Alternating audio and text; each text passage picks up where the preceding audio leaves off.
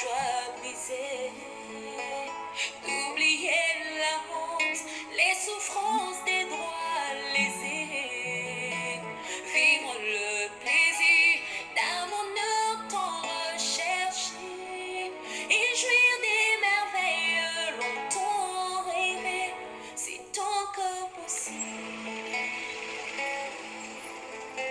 C'est encore possible de tout refaire et de voir venir des beaux jours pleins de gloire, d'écrire une nouvelle page en couleur d'espoir. C'est possible de renaître, c'est encore possible d'avoir au-delà de tout ce qu'on a perdu, de bien faire la joie de ceux qu'on a aimés et de vivre son bonheur. C'est encore possible de Merci Seigneur. relever le défi. Shalom, bien-aimés en Christ. Car son amour est à Bienvenue en ce jour encore une fois à temps de réflexion biblique. Aujourd'hui, nous allons réfléchir sur un mot d'origine grecque, le mot rhéma. Le mot rhéma sera l'objet de notre exhortation de ce jour. Nous allons parler de rhéma selon la Bible. Qu'est-ce que la Bible dit du mot rhéma? C'est ce que nous allons voir en ce jour, pendant ce temps de réflexion biblique. Que toute la gloire soit rendue à notre Seigneur Jésus-Christ. Merci Seigneur.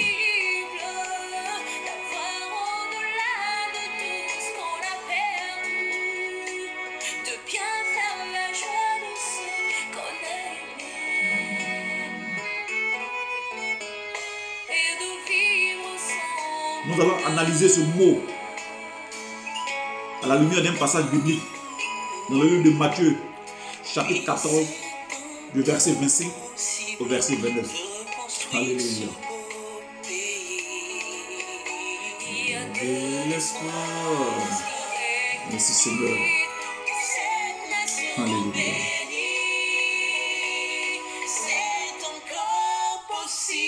Merci Seigneur.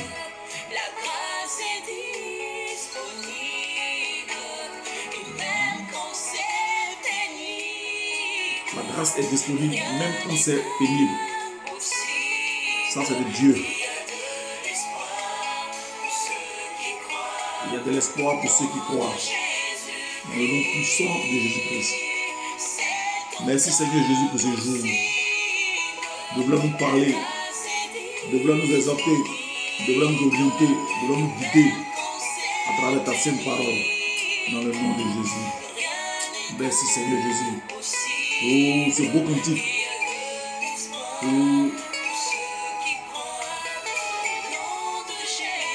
Pour tout ce que tu fais dans nos vies, Seigneur Jésus-Christ. Au nom de Jésus-Christ.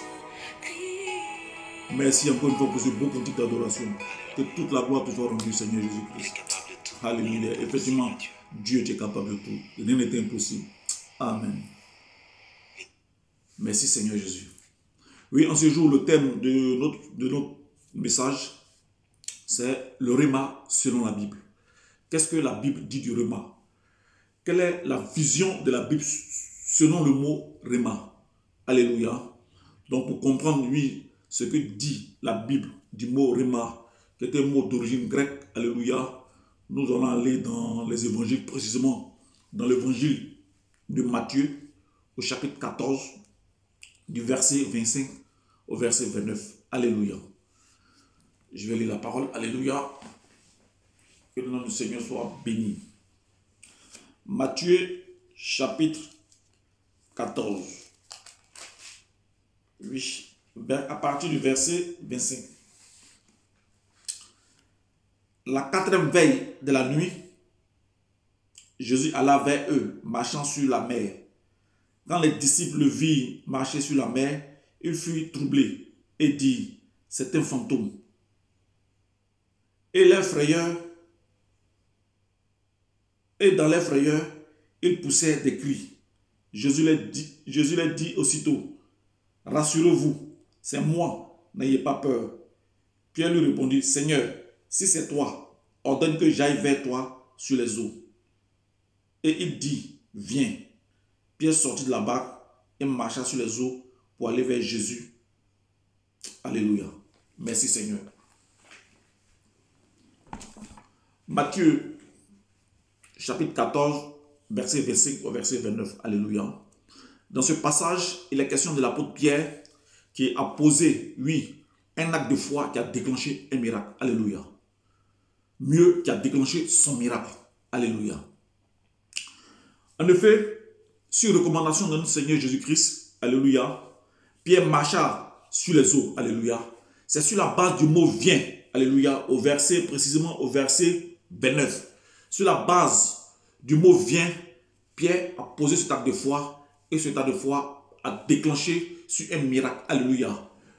Lequel miracle est de marcher sur les eaux. Humainement, on sait qu'on peut marcher sur les eaux. Car l'eau est une propriété qui coule. L'eau est une propriété, lorsque nous mettons le pied, oui, lorsque nous sommes au bord d'une rivière, d'une mer, d'un fleuve, lorsque nous mettons le pied, nous sommes capables de nous enfoncer. Mais ici, la Bible dit que sur la base du mot viens, sur la base de la recommandation de notre Seigneur Jésus-Christ, l'eau s'est transformée, l'eau s'est solidifiée, alléluia, l'eau s'est transformée en une sorte de bitume, et puis a commencé à marcher sur les eaux, alléluia.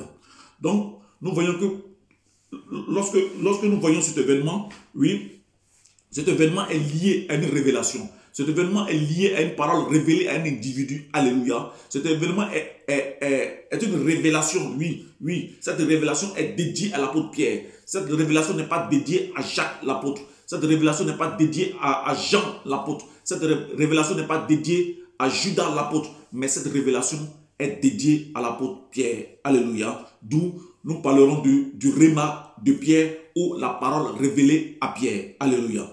Maintenant, tout au long de cette exhortation, nous allons voir 3 temps forts. 1. Qu'est-ce que le rhéma? 2. L'objectif du rhéma. 3. Ce qu'il ne faut pas faire dans le cadre du rhéma. Alléluia. Bon, comme je me suis imposé un timing, je me suis dit que je ne dois pas aller au-delà de 45 minutes.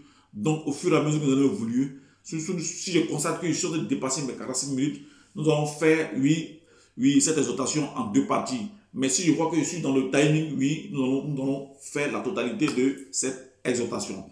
Mais dans un premier temps, nous allons parler du rhéma. Qu'est-ce que le rhéma? Alléluia. Oui, dans le cadre, de cette histoire, dans le cadre de la rencontre entre Pierre et Jésus, dans le cadre de cette expérience entre Jésus-Christ et Pierre, sur la base du mot viens, et que Pierre a eu la foi, et que Pierre a marché sur la base de cette parole, et que Pierre a activé cette parole, et qui a produit son miracle, le fait de marcher sur l'eau, alléluia. Nous allons donner une définition selon la Bible, bien sûr, sur le mot rhéma, alléluia. Donc le rhéma, c'est quoi?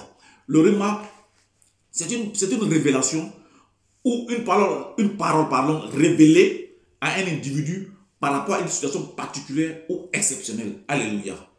Ici, par rapport à cette définition que nous devons donner, le rhéma, est propre à un individu. C'est une parole qui sort, mais cette parole concerne un individu au sein d'une communauté, au sein d'un groupe. Cette parole, la révélation qui sort, la parole révélée qui sort n'est pas générique. Alléluia. Elle n'est pas propre à un ensemble, elle est propre à un individu. On sait que Pierre fait partie de 12 apôtres. Mais cette parole-là, lorsqu'elle est sortie, elle n'est pas sortie pour les 12 apôtres. Cette parole, elle est sortie, elle est sortie pour Pierre. Parce que Pierre a saisi cette parole au bon et que Pierre a activé cette parole, alléluia, et que son miracle s'est déclenché, alléluia. Du coup, on parle de révélation, on parle de parole révélée, alléluia. Amen. Mais ici, c'est propre à l'expérience de Pierre avec Jésus, alléluia. Donc, voici, à la lumière de la Bible, comment est-ce qu'on peut donner une définition à ce mot d'origine grecque, rhéma, alléluia. Amen. J'aimerais préciser que le mot parole, lorsqu'on veut la traduire dans la langue grecque, elle se situe à 2 niveaux. Il y a un premier niveau qui est le logos, il y a un autre niveau qui est le rhéma. Alléluia. Mais aujourd'hui, nous ne parlons pas du logos. Aujourd'hui, nous allons parler seulement que du rhéma. Alléluia. Amen. Maintenant, nous allons aller dans la Bible, nous allons prendre un exemple de rhéma. un exemple de parole révélée, un exemple de révélation à un individu qui est propre à un individu. Alléluia. Je prends pour exemple le jour de l'Annonciation. Le jour de l'Annonciation, l'ange Gabriel annonce une bonne nouvelle à Marie qu'elle allait enfanter dans son état de virginité. Humainement, ce qui est impossible, oui. Parce qu'on sait qu'une femme vierge ne peut pas enfanter. Mais cette dame de Nazareth a reçu cette révélation qu'elle allait enfanter sous la puissance du Saint-Esprit. Alléluia. Malgré son état de virginité, malgré le fait qu'elle soit vierge, alléluia, la parole est sortie. La parole a été libérée. Elle a reçu la révélation, oui, que avec la puissance, la force du Saint-Esprit, elle allait tomber enceinte. Alléluia. Mais avant de revenir à l'histoire de cette dame de Nazareth, la Vierge Marie, alléluia, nous allons prendre l'exemple de 3 femmes. 1. Rebecca. Rebecca a connu une situation difficile de stérilité. Rebecca a traversé une épreuve de stérilité. Mais au-delà de cette épreuve, Rebecca a fini par avoir des jumeaux en allant avec son mari Isaac. Ça, c'est normal. Ça, c'est la norme. Ça, c'est la logique humaine. La logique humaine aurait voulu que si une femme doit avoir un enfant, elle doit aller avec quelqu'un. Elle doit aller avec un homme. Alléluia. Deuxième exemple. Je prends le cas de Rachel, femme de Jacob.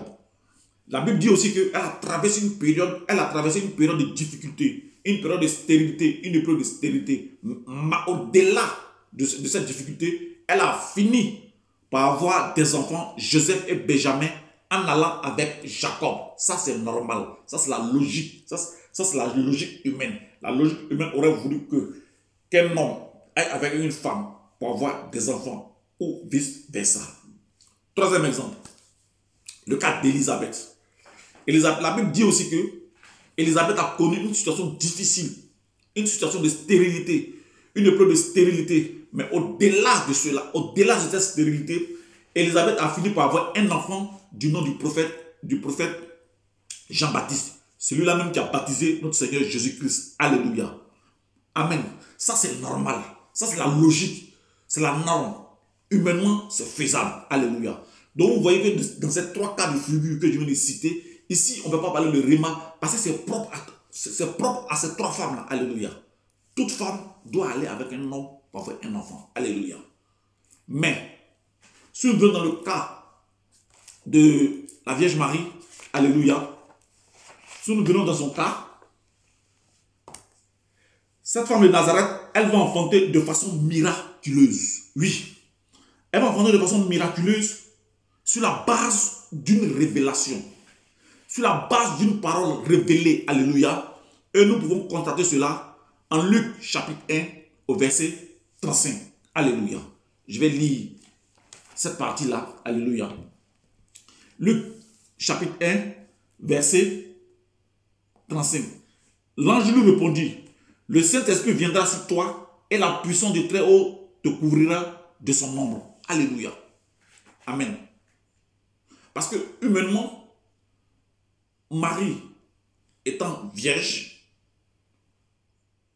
après ses fiançailles, après son mariage avec son fiancé Joseph, la logique humaine aurait voulu que Marie aille avec Joseph pour avoir un enfant. Alléluia.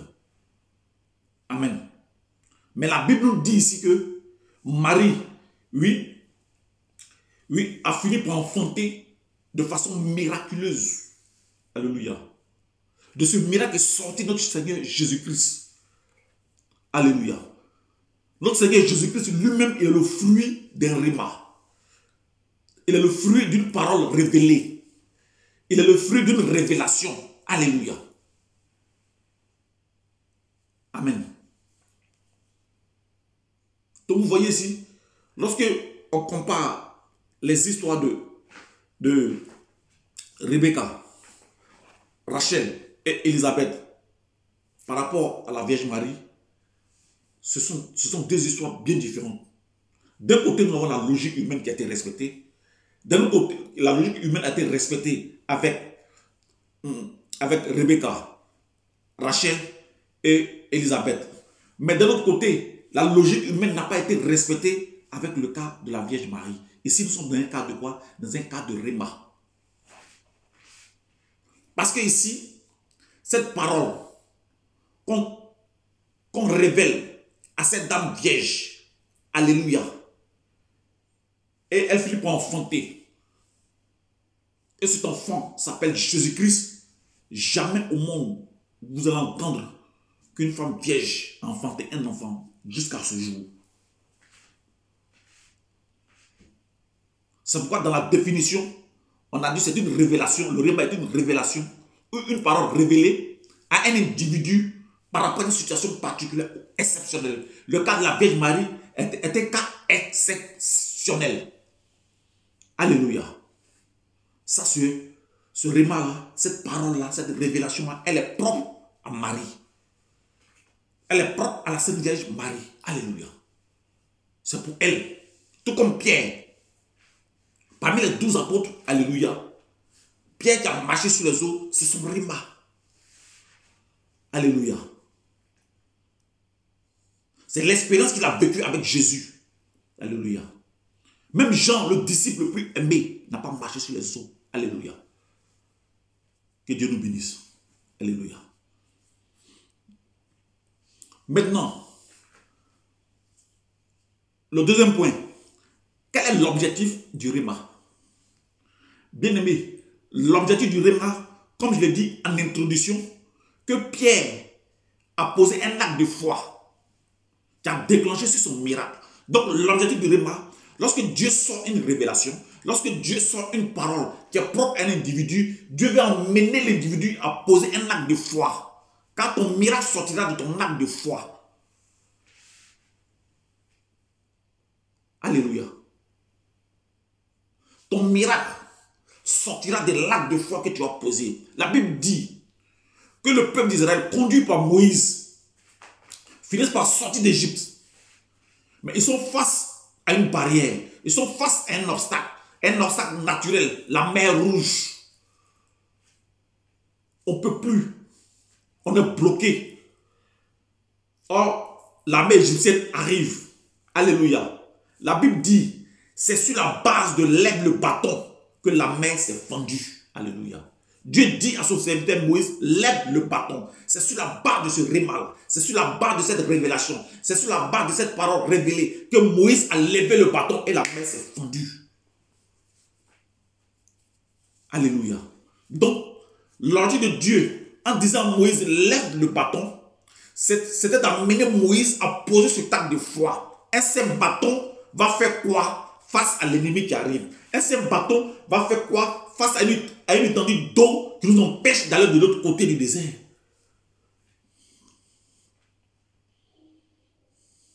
Donc l'objectif du réma, c'est d'amener l'individu à qui Dieu s'adresse de poser un acte de foi. Car le miracle dont on parle dans l'église, le miracle dont on parle dans le corps de Christ, le miracle là vient sur la base d'une parole. Le miracle commence sur la base d'une parole. Le miracle commence dérive sur la base d'une parole révélée. Le miracle prend son essence sur la base d'une parole révélée. Pas par n'importe qui. Une parole révélée par le Dieu créateur du ciel et de la terre. En Jésus-Christ. Alléluia. Amen. Voici l'objectif du réma. Parce que dans le réma se trouve le programme de Dieu pour toi, mon frère, ma soeur, qui m'écoute. Dans la parole que Dieu révèle, là, cette parole qui est propre à toi, dans cette parole-là, il y a le programme de Dieu pour toi. Lors de mon message passé, j'ai dit Dieu, dans son programme pour Abraham, il a fallu qu'Abraham soit sur une terre étrangère, soit sur une autre terre que la terre de Adam. Alléluia. Abraham s'est levé, il a pris un chemin qu'il ne connaissait pas. Abraham a emprunté le chemin de l'inconnu sur la base du quitter. Sur la base de cette révélation, quitte ton père et ta mère, quitte ta famille, quitte ton pays. C'est sur la base du quitter. Donc Dieu voudrait que son serviteur Abraham pose ce acte de foi. Et lorsqu'il a posé cet acte de foi, alléluia, la Bible dit qu'il a pris un chemin qu'il ne connaissait pas. Mais le Père du Saint-Esprit l'a conduit au lieu indiqué. Ce réma, c'est ça. Dans le réma, il y a le programme de Dieu. Maintenant, dans le programme de Dieu, pour toi, mon frère, ma soeur, il y a le projet de Dieu. Alléluia. Vous voyez que le réma, c'est un ensemble. Alléluia. Programme, projet. Alléluia. Pour réussir un projet, il y a 4 facteurs.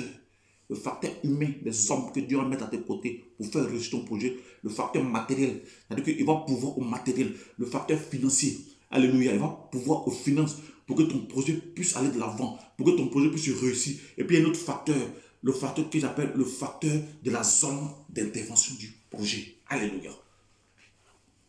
Là, il peut y avoir une zone, mais plusieurs zones d'intervention dans un projet. Donc dans le réma de Dieu pour toi, ma soeur, dans le réma de Dieu pour toi, mon frère, il y a tout un programme de Dieu. Dans ce programme, il y a un projet. Dans ce projet, il y a les différentes articulations du projet. Alléluia. Amen. Alléluia. Je pense qu'on peut finir cette exhortation parce que je suis dans le temps. Alléluia. Maintenant, le troisième temps fort, c'est qu'il ne faut pas faire dans le cadre du réma. C'est qu'il ne faut pas faire le réma. Cela nous amène à dire qu'il ne faudrait pas faire de confusion dans le cadre du réma. Je vais vous donner un exemple. Moi, je vis présentement à Bordeaux. À Bordeaux, il y a un fleuve qu'on appelle la Garonne. Elle part d'ici jusqu'à...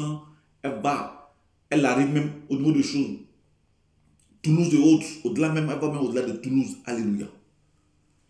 Mais moi, quel que soit mon degré de foi, je ne peux pas dire, comme Pierre a marché sur le lac de Galilée, que moi je vais me permettre, en tant que disciple de Jésus-Christ, je vais aller marcher sur le fleuve Garonne, je vais mourir.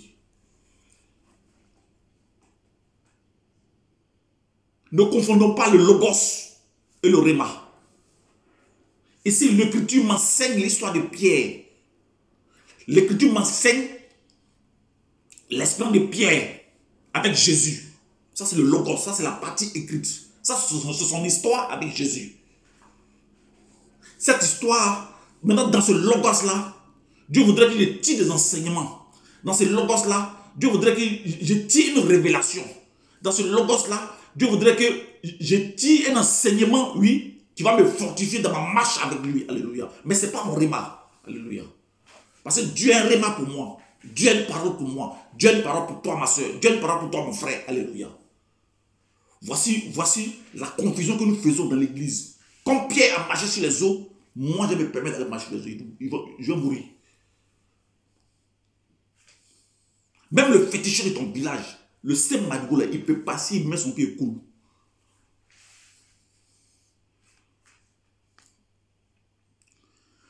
Je vais m'adresser à une soeur de Lubumbashi, RDC. Je vais m'adresser à une soeur ou un frère du Congo-Brazzaville. Entre le Congo-Brazzaville et le Congo-RDC, il y a un fleuve. Oui, le fleuve Congo.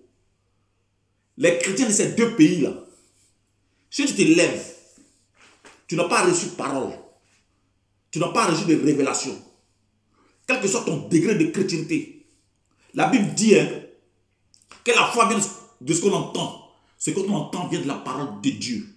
Si Dieu ne t'a pas dit, mon frère, ma soeur de la RDC, mon frère, ma soeur du Congo-Brazza, le fleuve Congo qui se trouve entre vous là, si toi, Dieu, ne t'a pas dit d'aller marcher, d'aller poser un acte de miracle, que tu sois un serviteur de Dieu, un servant de Dieu, tu vas mourir. C'est ce qu'il ne faut pas faire dans le cas de Réma. Dans ce cas-là, c'est ce qu'il ne faut pas faire. Parce que le Réma est propre à l'individu. Alléluia. Il ne faut pas faire ça. Si tu es chrétien, tu vis aux États-Unis, au bord du fleuve ou de la rivière Mississippi, tu es homme de Dieu, tu es servant de Dieu. Dieu ne t'a pas parlé, tu te lèves, tu t'en marches sur le Mississippi, tu vas mourir. Tu vas mourir. Alléluia. Tu es chrétien ou chrétienne au Burundi. Dieu ne t'a pas envoyé. Que tu vas le marcher sur le lac Tanganyika, tu vas mourir.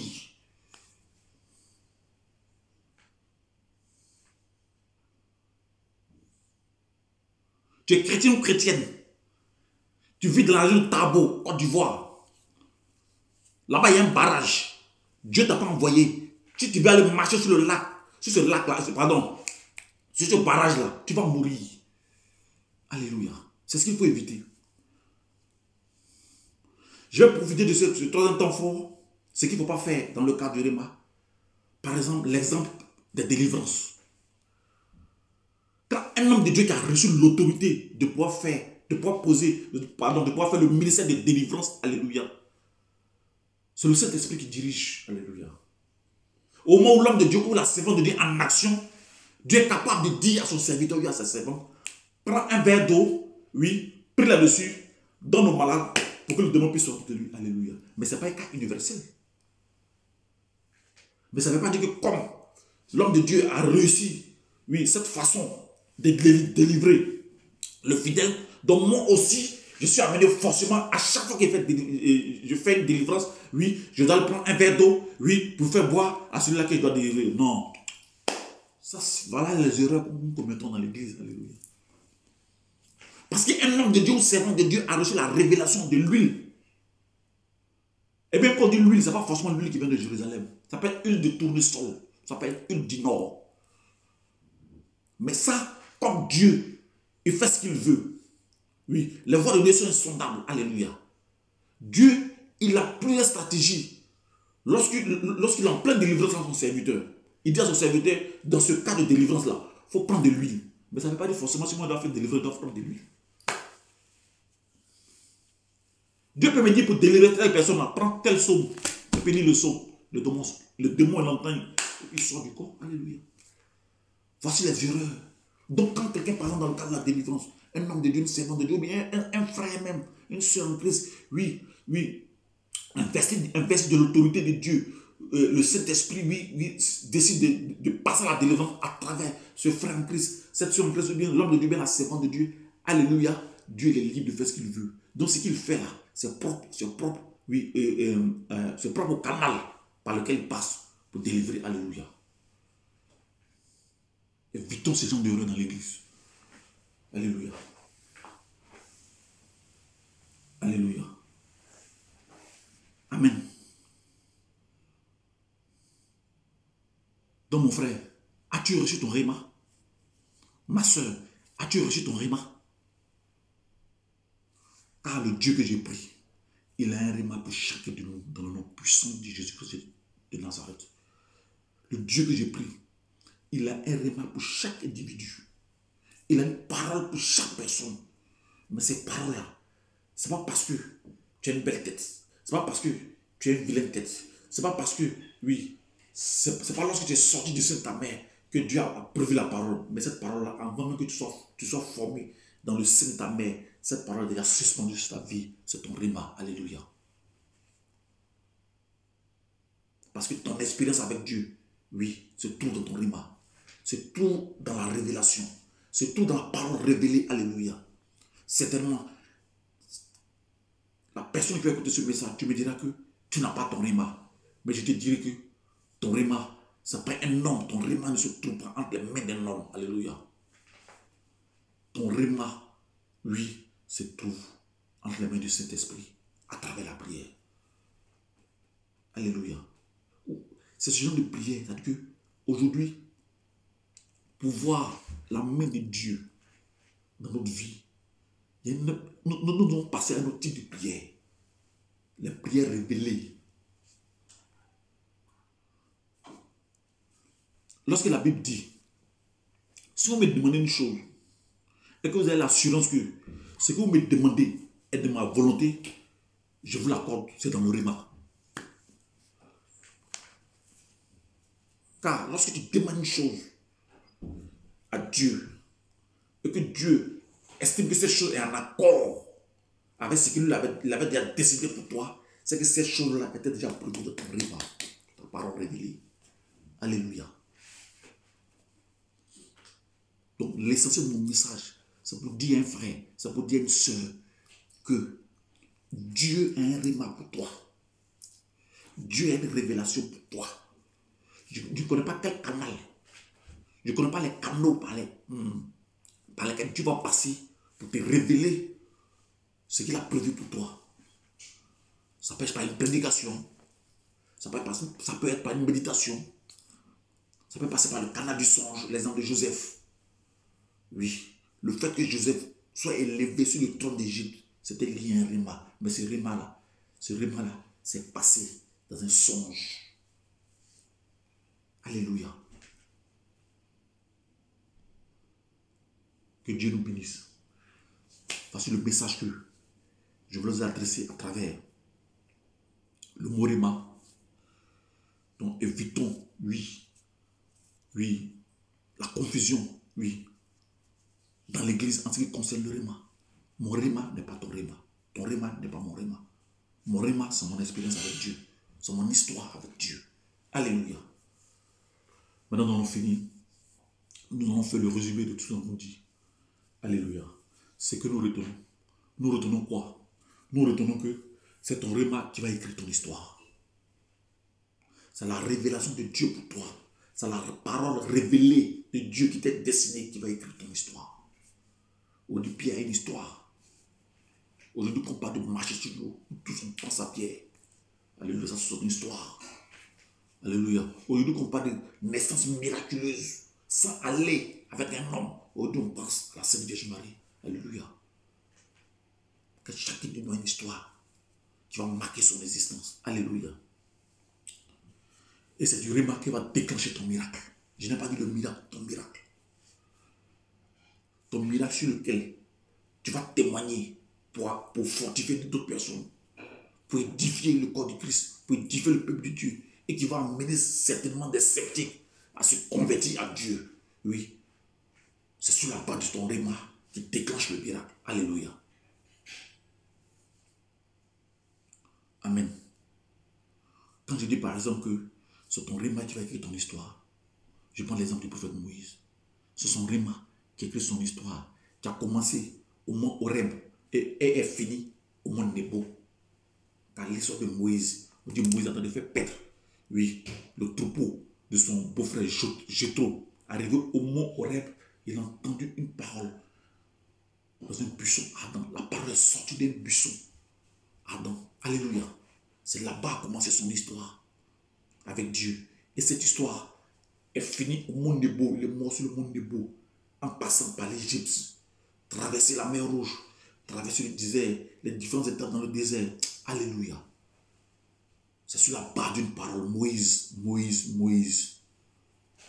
Oui. J'ai entendu les cris de mon peuple. Oui. Les cris de mon peuple sont montés à moi. Oui. Aujourd'hui, ils sont en esclavage. Oui, en Égypte. Je t'appelle, assister avec Aaron pour aller faire sortir mon peuple d'Égypte. Alléluia. Si Dieu n'avait pas envoyé Moïse et que Moïse s'est levé sa propre chair pour aller en Égypte, Pharaon allait les tuer. Il allait tuer Moïse, il allait tuer Aaron. Alléluia. Amen. Je vais finir avec Naaman. La Bible dit que Naaman est atteint de lèpre. Mais elle a reçu une parole de Dieu par le canal d'une petite fille, de sa servante. Une servante qui travaille dans sa maison pour dire, pour être guéri de la lèpre, va en Israël chez le prophète Élisée. La Bible dit que Naaman, a fait ce voyage de la Syrie jusqu'en Israël pour le recevoir sa guérison. La guérison de Naaman, est liée à une parole qu'elle a reçue d'une jeune fille, d'une jeune servante dans sa maison. Alléluia. Et ici, il a reçu une parole de guérison, un rhéma de guérison, une révélation de guérison dans le nom de Jésus. Alléluia. J'aimerais dire à quelqu'un, j'aimerais dire à une soeur, j'aimerais dire à un frère, ta vie est liée à une révélation. Ta vie est suspendue à un rhéma. Ta vie est suspendue à une parole révélée. Ta vie est suspendue à une révélation. Et cette révélation, lorsqu'elle va sortir de la part du Saint-Esprit pour toi, c'est ton rhéma. Et c'est ce qui va écrire ton histoire, ta marche avec le Seigneur Jésus-Christ. Que Dieu nous bénisse. Que toute la gloire, l'honneur et l'élévation soient rendus à notre Seigneur Jésus-Christ. Amen. Merci encore une fois pour ce temps de réflexion biblique sur le mot Réma. Alléluia. Que toute la gloire soit rendue à notre Seigneur Jésus-Christ. C'est lui-là même qui a dirigé les débats en ce jour. Que tous ceux qui ont l'opportunité d'écouter ce message, que véritablement le Saint-Esprit, oui, les enseigne davantage. Le Saint-Esprit ouvre l'esprit à mieux comprendre ce message, afin qu'ils puissent le recevoir aussi. Leur réma qui certainement est suspendu. Oui, tout ce qu'on leur demande, c'est de rentrer dans la prière, oui, dans le nom de Jésus-Christ, afin que Dieu puisse leur révéler ce qu'il a prévu pour eux. Dans le nom de Jésus, j'ai prié. Amen.